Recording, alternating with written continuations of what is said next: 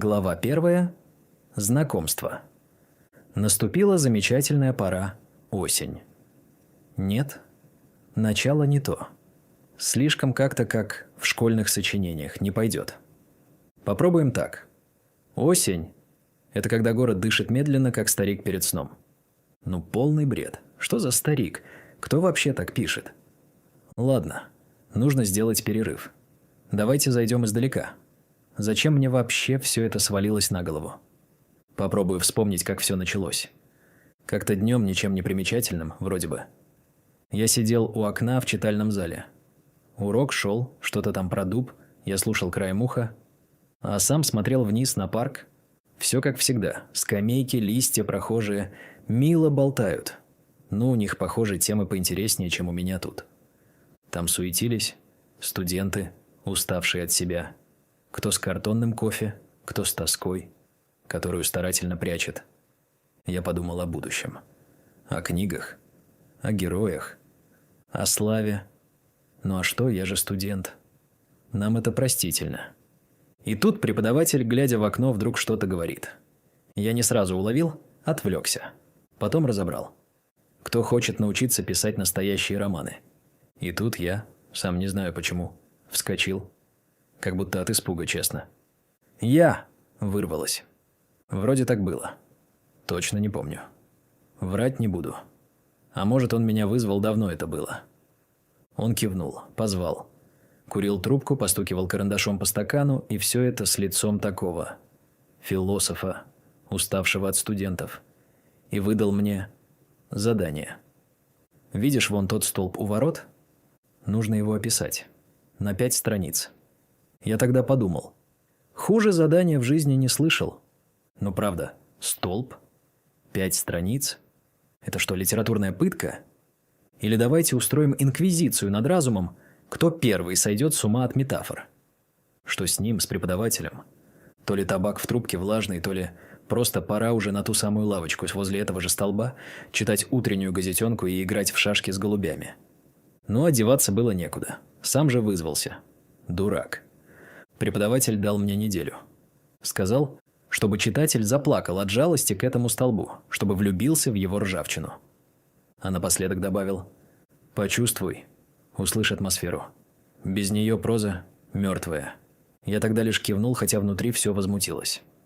Какая атмосфера у столба? Он просто стоит и ржавеет. Что тут чувствовать? Есть куча разных красивых мест вокруг, но я спорить не стал. Сидел, мучился, писал ерунду. Первые строки были настолько неловкими, что я сам их стер. Ну, вы видели в начале, согласитесь? А потом просто пошел туда.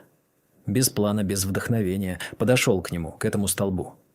И вдруг откуда-то начали приходить мысли. Образы. Фразы. Будто посыпались с неба. Не знаю, магия ли это или что-то другое. Может, та самая муза, если она вообще существует. Так все и началось. И тут я уже спорить не стану. Честно признаюсь, это и правда была замечательная пора. Поэтому, пожалуй, давайте все-таки начнем именно с нее. Писать вместе. Наступила замечательная пора. Осень. Не только потому, что краски ее были удивительны. Нет. Осень была прекрасна по-другому. В самом сердце города находился старый парк. Он тянулся вдоль литературной академии, чьи окна выходили как раз на этот парк. Самый красивый в округе. Из этих окон часто смотрели студенты и мечтали. О будущем, о книгах, о героях и, конечно, о славе. Но вы помните, я там тоже был в их числе. Но попасть в парк можно было лишь через ржавые ворота. Их давно никто не красил, не чинил, не благодарил. А они стояли. Из упрямства. Из гордости. Из той старой породы, которая просто делает свое дело, пока может. У ворот был один единственный друг. Ржавый столб с фонарем на макушке, словно седая голова, слегка склоненная к ним. То ли в знак приветствия, то ли вежливо кланяясь прохожим, проходящим мимо. Он был не только из металла. В нем оставались деревянные вставки, потемневшие от времени, потрескавшиеся, как ладони старика. На его железной коже царапины, надписи, каракули. Годы превратили их в тонкие, как трещинки, линии судьбы. Остатки объявлений, обрывки скотча и почти стертая наклейка о пропавшей кошке. Той самой, которую, кажется, так и не нашли. Так? Стоп. А как же они познакомились? Ну, наверное, у них должны быть имена. Что ли? Ну да, как у всех. Даже у ржавого столба и скрипучих ворот. О, я придумал. Все просто.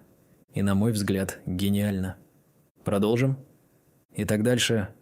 А познакомила их сама судьба. Как это обычно и бывает, неожиданно и без спроса. Однажды пришли хулиганы с девчонкой. Один из парней, смелый, с острым взглядом и кепкой на затылке, на спор вскарабкался на грудь столба и ножом нацарапал. Вера... Но в этот момент нож выскользнул из руки и упал. Парень фыркнул, полез в карман, достал мел и, не глядя на девчонку, дописал под надписью «Люблю тебя». Время прошло. Дожди, ветер, осень за осенью.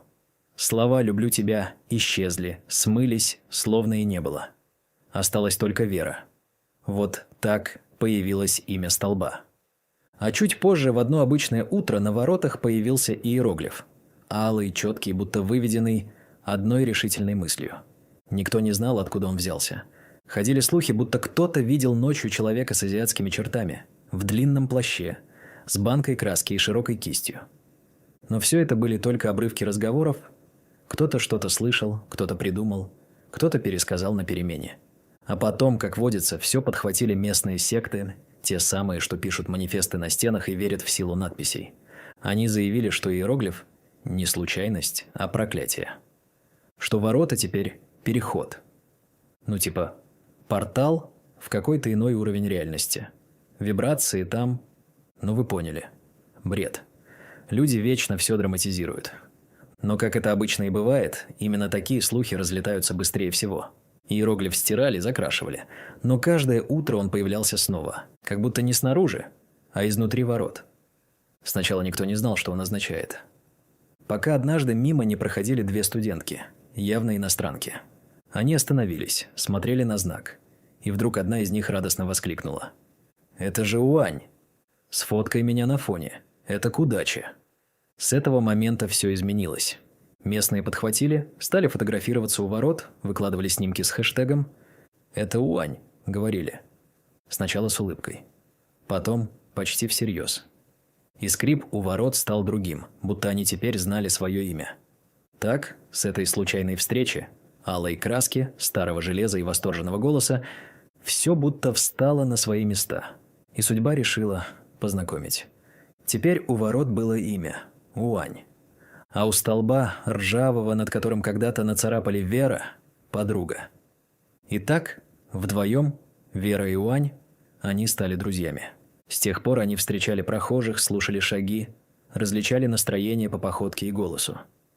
Иногда обрывки фраз, иногда цокот каблуков, вздохи, случайный смех. Кто-то говорил о любви, кто-то возвращался в полночь, пьяный, с гудящей головой.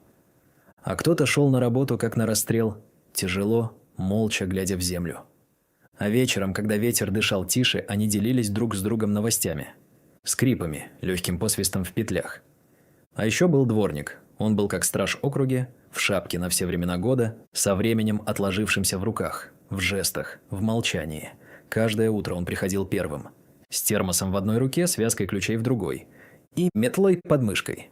Шел неспешно, уверенно, как человек, который не опаздывает не потому, что торопится, а потому что на своем месте. Медленно, почти торжественно он отпирал ворота, и те со знакомым скрипом отвечали ему «Доброе утро». А вечером возвращался, закрывал, и снова скрип. Но уже другой. Тише, ниже, как вздох. «Спокойной ночи», будто говорили ворота. И столб, старый товарищ, чуть склонялся от ветра. Не то в знак прощания, не то потому, что был тронут вниманием. Он благодарил по-своему, тихим лязгом ржавого фонаря. И, может быть, в этот момент даже вспыхнул бы, если бы только мог сильнее. Был там еще один, тот, что все мечтает стать писателем, и все никак не получается. Сидел напротив, на скамейке в растрепанном пальто с кучей бумаг на коленях. Он смотрел на них долго. Иногда кивал, иногда просто молчал. Он будто ждал, пока они заговорят. Или пока сам научится слышать, как они думают скрипом и тишиной. И это был я. что остается, когда город засыпает. Вечером, когда горожане лениво покидали парк, а влюбленные со смехом и шепотом проходили сквозь ржавые ворота, к тем же воротам прибегали мальчишки с мечом. Старым, кожаным, потрескавшимся не от времени, а от «дай пас» или «ну бей же». Он все время сдувался, с уставшей, будто и сам был свидетелем всех матчей прошедших лет. Но на помощь приходил дворник. Он сидел неподалеку прямо на куче сухих листьев с метлой, воткнутой в них, как жезл власти, на перевернутом ведре, ржавом, как и все в этом парке, но упрямо устойчивом, словно стояло здесь испокон веков. Иногда он надувал мяч, иногда просто свистел, давая сигнал к началу матча. А мальчишки, сияя, дарили ему улыбки и хором кричали: «Спасибо, дядя Миша». Он был и судья, и болельщик, и хранитель справедливости. Со свистком в зубах и с добрым сердцем за фуфайкой он становился главным режиссером каждого вечера. И тогда начинался матч века. Не просто чемпионат города, а скорее финал Лиги чемпионов. А может, даже планетарного масштаба. Это было легко представить. Фанфары, крики фанатов, трибуны, ревущие в небо. Будто сам стадион разрывался от эмоций. Иногда, если в это время задерживался писатель. Тот самый, ну помните? Меня, да? Того, кто днем сидел на скамейке с ворохом бумаг и безуспешно пытался состряпать хоть строчку про столб, оживить его на бумаге. Вдохнуть в него хоть каплю смысла. Я тоже подключался. Сначала просто смотрел, улыбался, подбадривал игроков, как настоящий фанат. А если кого-то не хватало, входил в команду. Играл я, честно говоря, так себе. Неуклюже, быстро запыхивался, но бегал с таким азартом, будто финал лиги действительно решался здесь и сейчас. Иногда мои бумаги слетали со скамейки и разлетались по парку. А я даже не замечал. Потому что в этот момент я был в игре. В настоящей игре. И дядя Миша вечно приговаривал с прищуром: «Ты бы лучше мяч гонял, чем бумагу мучил». И, как всегда, подмигивал. А я только улыбался. Потому что именно в этой игре и находил свои мысли для рассказа. Вот и сейчас нужно ведь хоть что-то написать. Так что продолжим. Ворота всегда принимали мяч с готовностью, скрипели от волнения, будто сами участвовали в матче. Они болели за команды, и, как ни странно, у них были свои любимчики. Иногда в самый напряженный момент створки словно чуть закрывались. Не от ветра, а чтобы случайно не пропустить гол. Не из вредности, а из преданности. Я сидел на скамейке, слушал скрип, смех и свисток дворника и думал, что все это надо как-то вплести в рассказ. Но как? Про мяч – да. Про осенний парк – да. Но как сделать так, чтобы в этих звуках жил сам столб? Больше всего они болели за Ваню. Его имя звучало особенно часто. «Ваня, давай!» «Ваня, бей!» И стоило ему подойти к мячу, как ворота будто отступали. Совсем чуть-чуть, но по-дружески. Потому что это был Ваня. Потому что он был свой. «Это не я!» Будто бы кричали ворота. «Это ветер!» А ветер, смеясь, гонял листву по полю, сбивал темп и запутывал игроков. Фонарь на столбе же был не просто свидетелем. Он становился прожектором, хоть и светил желтым дрожащим светом. Он напрягался изо всех сил, лишь бы не. Померкнуть именно в эти вечера он был готов погасить весь город. Но только ни поле, ни матч, ни мальчишек. Там были и болельщики, собаки, что лаяли у кромки. И чемпионы, особенно Ваня, которого никто не мог обыграть. И награждение – пластмассовый кубок, в который наливали спрайт. И пили по кругу, будто это было золото чемпионов. Но главное, с проигравших не забывали. Им тоже разрешали погонять мяч. Столько, сколько позволял дворник, до самого закрытия ворот. И тут я бы хотел немного остановиться, просто посидеть и нажать на паузу. А ведь во всем в этом был смысл. Его можно было прочитать. Или, по крайней мере, хоть давайте представим. Представим, будто это мы стоим тут, в вечернем парке, в теплой компании старых друзей. Что Уань наши ворота шептали бы столбу, да знаю, звучит дико. Но давайте не будем придираться. И вот их диалог. «Слушай, хорошо ведь, да? Стоим тут. Нас любят, мы нужны, нас помнят. А Вера, да, та самая Вера, ржавчина у ворот улыбается в ответ. Пока мяч летит в тебя, ты дышишь. Пока идет свет от тебя, ты кому-то нужен. Ты кусочек двора, капля улицы, часть чего-то большого, чем простая ржавчина. И ты в игре, значит, жив. Глава 3. Беспокойные времена. Это был самый обыкновенный день. Настолько, что никто не ждал от него подвоха. Люди спешили на работу, по дороге успевали выпить кофе, обсудить свежие слухи и старые байки. Все сразу, вперемешку. Велосипедисты звенели колокольчиками так, будто извинялись заранее за будущие неловкости. Прохожие кричали им вдогонку: «Куда летишь? Эй, тише!» А шум машин, сигналы, бренчание мусоровоза, гул автобуса и лай собаки – все это разносилось по городу, словно странная репетиция перед симфонией Баха. Казалось бы, все как всегда. Но подул какой-то холодный, беспокойный ветер. Листья закружились в воздухе не по-осеннему, как будто их гнали прочь, не по-свойски. И тут снова появился он, тот, что все никак не решится писать, ну вы поняли. Это опять я, тот самый студент. Но теперь не с пустыми листами. В руках были какие-то черновики. Много. В разнобой. Мятая бумага, как мысли в голове. Скомканные, слипшиеся, без структуры. Я разговаривал сам с собой. Бурчал, спорил, что-то шептал. Странный я какой-то был тогда. Шел как лунатик, сам не зная зачем. И почему-то иногда останавливался. Просто так, без причины. И вот дошел до него. До своего любимого столба, до Веры. И остановился и продолжил беседу. Вот скажите, как так получается? Я же старался, ну правда. А учитель просто сказал, что мой рассказ – литературный мертвец. Ну сразу, а мертвец? Ну как же так? И не понимаю, о чем писать? 5 страниц? Про столб? Что у него вообще в голове, у этого ненавистника студентов? Старый палач с трубкой сидит, постукивает карандашом, выдумывает пытки. Запах ветра, голос асфальта. Я ему что тут, Сократ с глубокой философией? Я, между прочим, пришел учиться писать, а не медитировать на фонарный столб. Может, он и прав? Может, действительно мертвец? Не рассказ, а я сам. Как писатель, а? Вот скажите мне. А может, он из тех, кто требует невозможного, чтобы получилось максимум? Не знаю. И по правде говоря, поговорить об этом не с кем. Вы скажете: а как же семья? Но вы не знаете мою. Честно? Даже не знаю, стоит ли начинать. Там, если копнуть... Ох. Ну ладно. Расскажу чуть-чуть. Только не смейтесь. Вот, например, отец. Даже сейчас, пока говорю, руки чуть дрожат. Странно, да? Он у нас из династий. Потомственные поэты, писатели. Фамилия такая, что стоит ее произнести. И сразу: «А, это вы». Да что там, он и разговаривать по-человечески не умеет. Все цитатами.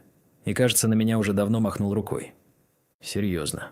У нас даже в детстве не было обычного «передай соль», только «какое там передай?» Это Чехов, сцена на кухне, том 3. И вспоминая, что там было, он вообще говорит фразами из книг.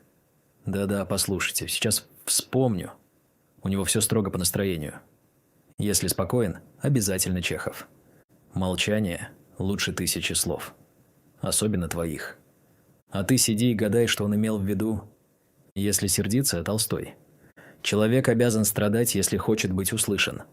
А вот если в ярости, тогда уже Достоевский. Вслух. С выражением: «Ты, дрожащий студент, и слова вымолвить не можешь». А если совсем крышу сносит, то Жан-Поль Сартр. Там уже что-то по-французски я, честно, не понимаю ни слова.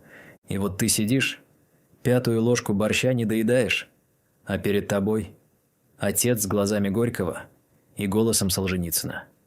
И говорит: «Ты не пишешь, ты размазываешь мысль по бумаге, как сыр по несуществующему бутерброду». И вот так я и вырос. Среди цитат, метафор, галстучных ужинов и тостов со стихами. Ни одного просто спросить: «Как ты, сын?» Только Чехов, Толстой и словесные баталии за борщом. Я терпеть не мог эти ужины. Обязательно кто-нибудь стучал по хрусталю, вставал, словно на приеме у шведского короля, и произносил с важностью: «А теперь, друзья, давайте не будем нарушать традиции. Пусть каждый расскажет, над чем он сейчас работает». Мне всегда хотелось в этот момент провалиться под стол. Я ведь ни один рассказ так и не довел до конца. Все время съезжал с темы, Мол, музы нет, вдохновения не хватает, форма не нашлась.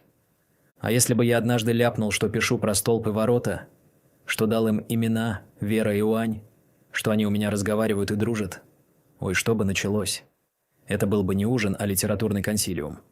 И не на один вечер, на минимум 2, а то и на выходные, с анализами, аллюзиями и, возможно, с призывом к легкой психиатрической экспертизе. Хотя, если честно, я вообще хотел стать патологоанатомом. Почему? Объясню как-нибудь потом. Я просто мечтал, чтобы хоть раз за столом кто-нибудь спросил не о творчестве, а обо мне, о моих мечтах. Ну и что теперь делать? Прикажете? Вокруг все писатели.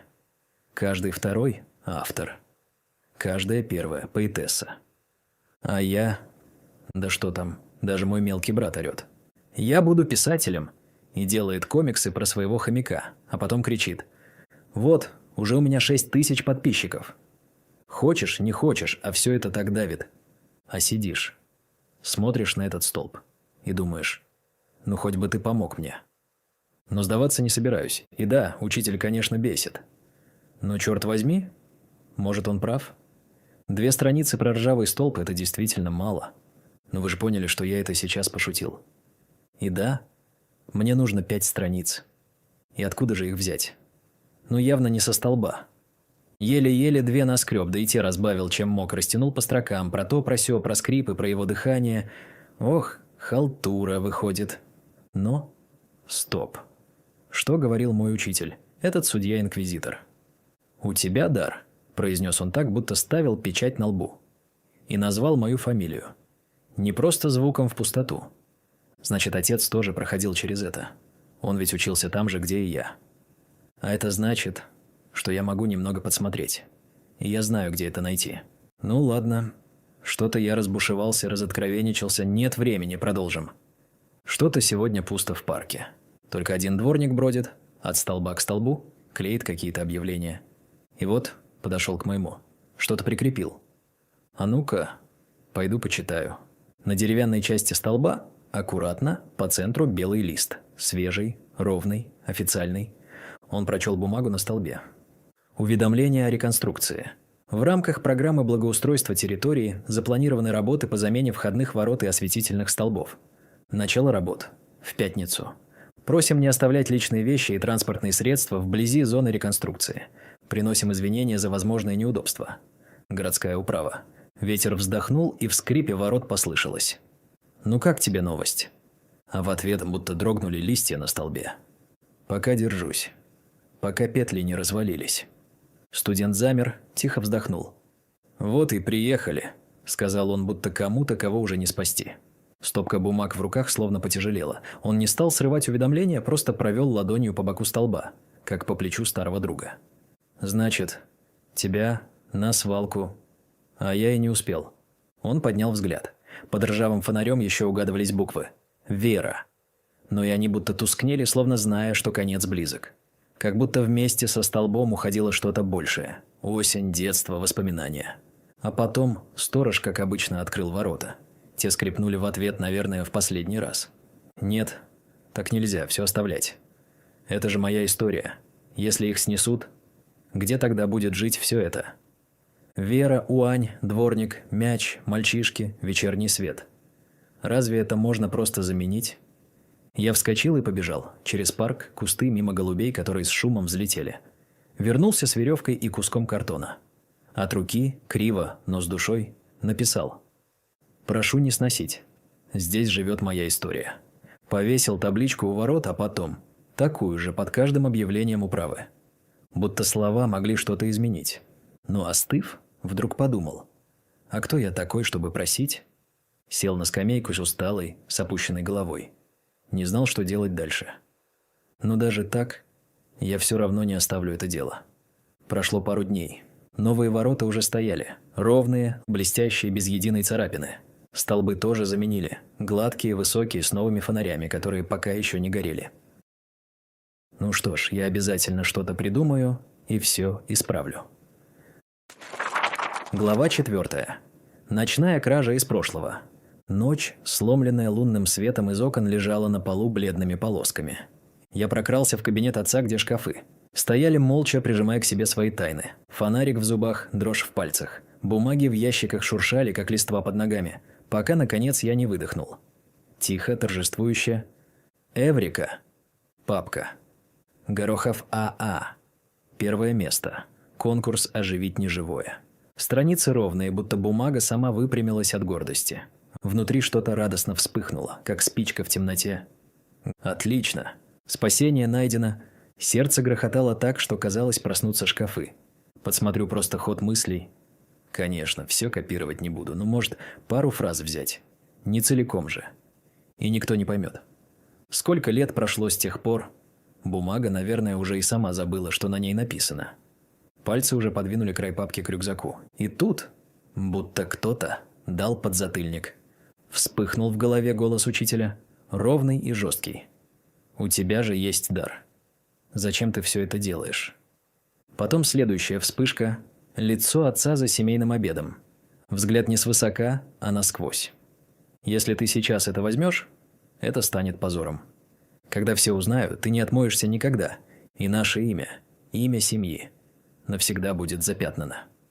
Стыд поднялся из живота, обхватил горло и начал душить. «Ты если скопируешь, ты же оживишь не свое имя», – шептало что-то внутри. «Ты снова возвысишь его, отца. Кто ты? Что ты можешь?» Зазвучали вопросы в голове. «Нет, ни за что», – вырвалось вслух, и ком в горле стал камнем. Я замер. Стоял так долго, что рука онемела от тяжести этих листов, будто в них лежал весь вес чужой славы. Собирался уже закрыть папку, и вдруг заметил еще одну, глубже растрепанную, как крыло старого мотылька. Вытащил. Горохов ВВ первое место. Конкурс «Оживить неживое». О боже, и дед туда же. Отец. Дед. Оба первые. Внутри что-то щелкнуло. Приговор учителя лег тяжелой цепью, замкнувшись вокруг горла. Я поднял награды, которые выглядели как забытые старые медальоны, и перевернул их. В тусклом свете фонарика проступили слова на них. «Не пиши, а воображай. Не слушай, а прислушивайся». «Ну знаете ли», – выдохнул я, – «это уже слишком, даже для меня». Я медленно вернул обе папки в ящик, погасил фонарик. И в этой тьме вдруг стало легче дышать. Теперь у меня было не просто задание. Это была семейная дуэль. И в голове начали возникать другие вопросы. А почему нет? А что? Я не могу сам написать. И я хотел бы вызваться на нее сам. «Итак, я тебя вызываю, Горохов-младший», – пробубнил он сам себе. Я сдвинул ящик обратно. Щелкнул затвор. И тут вспыхнул свет. Одновременно. Он загорелся будто сам собой, и в проеме двери стоял отец. Мраморное лицо, пижама. В руках книга с закладкой. Словно он вышел из другой, спокойной реальности. «Сын, ты что тут делаешь?» – спросил он. Тон был ровный. Слишком ровный. Я... Слова застряли где-то между горлом и языком. «А ты? Ты что тут делаешь?» – вырвалось у меня. Он посмотрел на меня чуть дольше, чем нужно. «Вообще-то это мой кабинет», – спокойно сказал он. Чуть он поднял книгу. Я хотел почитать перед сном. Очки забыл. Пришел за ними. Пауза. «А ты что тут забыл?» Я открыл рот, но он не стал ждать. «Ты знаешь», – начал он, не дожидаясь моей отмазки, что я тут делаю в полночь в его кабинете. Он демонстративно опустился в кресло у входа, то самое, в которое никогда не садился просто так. Кивнул на другое напротив. «Садись». Я сел. Сердце все еще грохотало, но бежать было уже некуда. «Когда я учился в университете», – продолжил он спокойно, – «в том самом, где ты сейчас учишься, у нас был конкурс». Он сказал это буднично, будто речь шла не обо мне и не об этой ночи. «Я вообще хотел с тобой об этом давно поговорить». И тут у меня в голове поползли мысли. С чего вдруг? Он догадался? Или действительно хотел поговорить? И просто выбрал самый неудачный момент.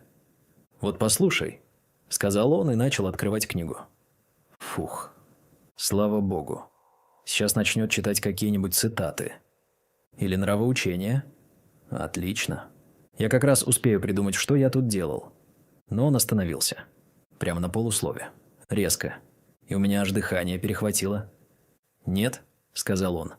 Тихо. Без объяснений. «Нет?» – переспросил я, вытянувшись вперед с надеждой, что он сейчас передумает. Он не передумал. Книгу он так и не открыл. Отец продолжил. «Я тогда подумал, ну кто вообще мог придумать такое глупое задание?» Он усмехнулся. Коротко, почти виновато. «Думаю, каждый, кто его получал, сначала злился. Искал формулу.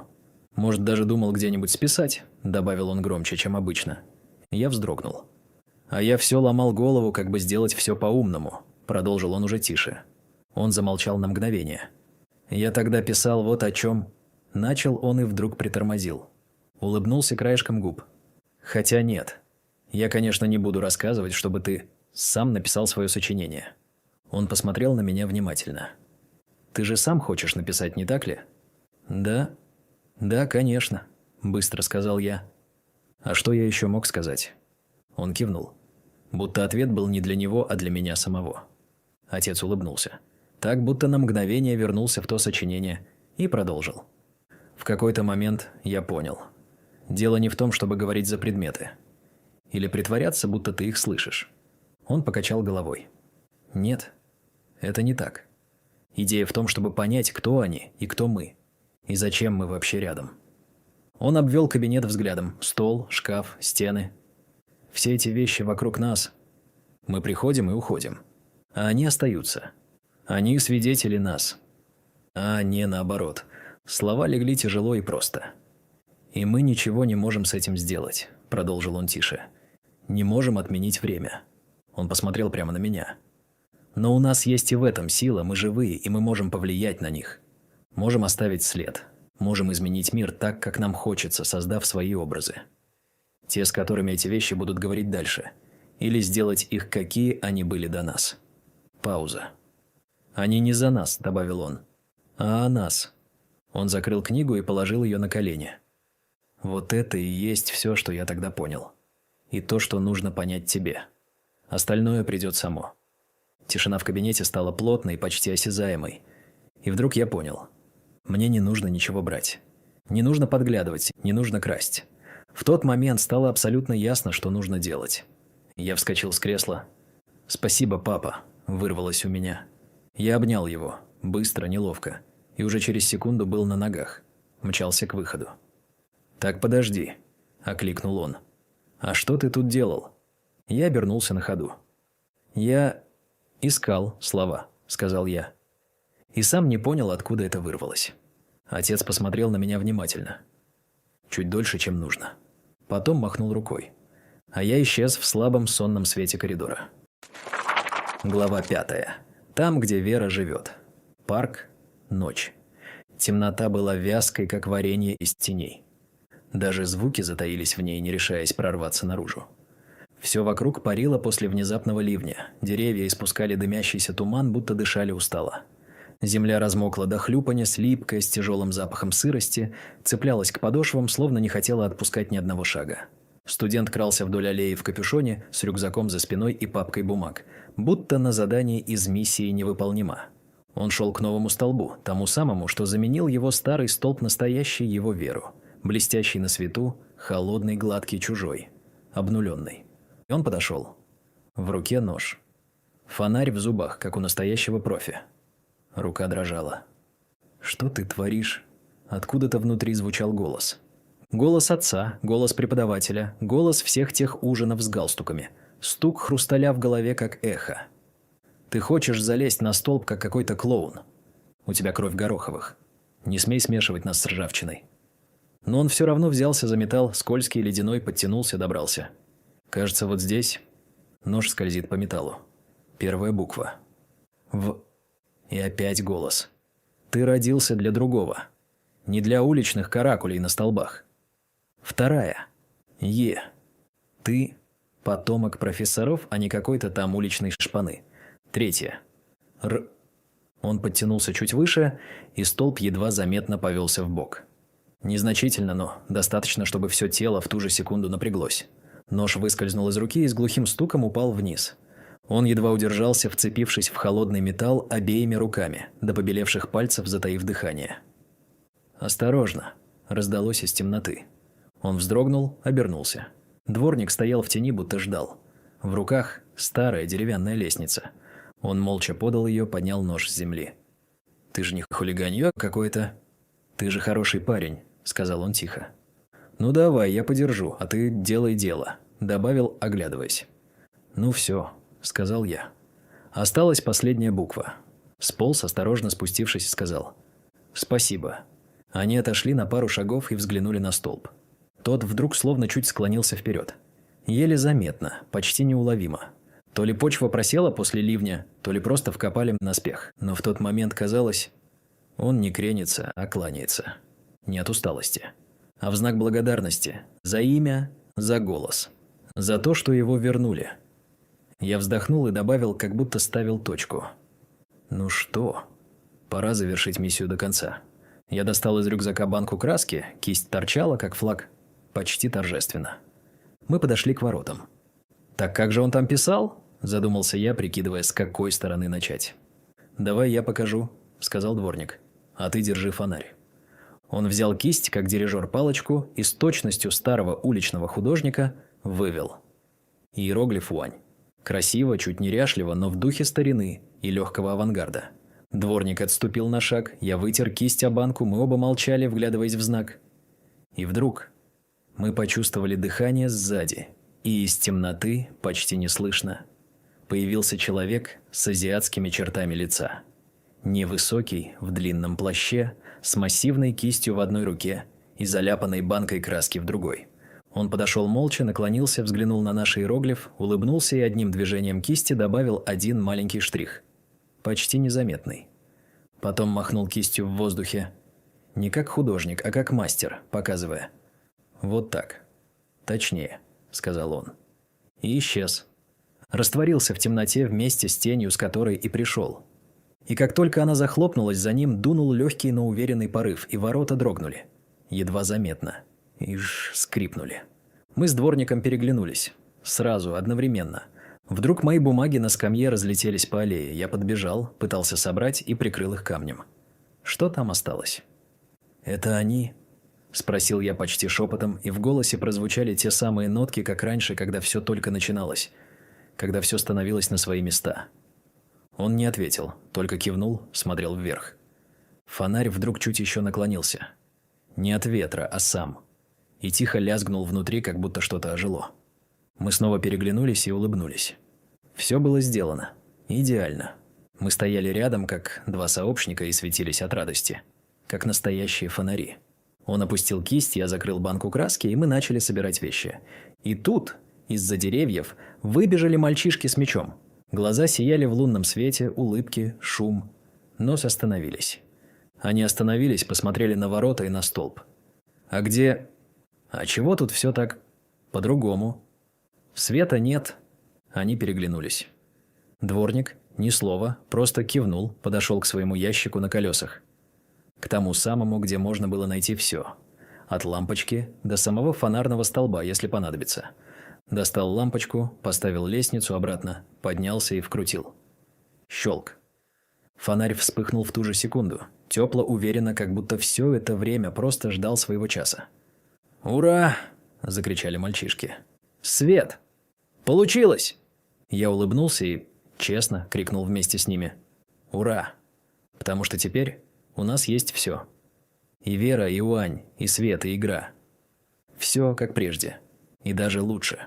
Дворник, не торопясь, подошел к воротам и открыл их. Они скрипнули. Мягко, тепло, будто сказали. «С возвращением!» Он сел на свое ведро, как всегда, в листьях взял свой свисток-метлу и, как всегда, просвистел в два пальца. Коротко, четко, по-своему. И начался матч, не просто игра, а настоящий вечерний чемпионат. Как обычно. Как всегда. Лига лиг. В этом матче было все. И падали, и смеялись, и мяч улетал за ворота, и дворник пыхтел, бегая за ним, а на воротах стоял я. И в тот вечер получил свой первый титул. Лучший вратарь осеннего парка. И даже кубок был. Пластмассовый, но настоящий. Все как обычно.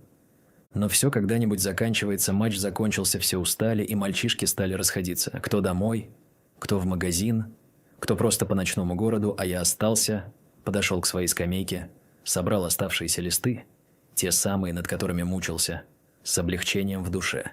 что миссия невыполнима, выполнена. И тут заметил. В траве, у подножия фонарного столба, странно лежал провод. Просто лежал, никуда не был подключен. Я наклонился, поднял, подержал в руках, посмотрел на фонарь. И он мигнул, совсем чуть-чуть, как будто подмигнул. «Никому не говори», будто сказал он. Я быстро огляделся по сторонам, вдруг кто-то заметит, но никого не было, тишина. И я улыбнулся, положил провод обратно и отошел. Я посмотрел на столб, на ту самую лампу, что светила, кажется, ни от чего, просто по привычке. На вырезанная Вера. А потом на ворота, где по-прежнему олел иероглиф. Уань. Ну что ж, у меня теперь есть Вера, улыбнулся я. А пусть Уань будет надеждой. Не знаю точно, как переводится, но как звучит. Мне нравится. Надежда, повторил я вслух, будто пробуя слово на вкус. Надежда на то, что учитель все-таки будет доволен моим рассказом. Я глубоко вздохнул, взял свои бумаги, развернулся и пошел к выходу из парка. В темноту, в ночь.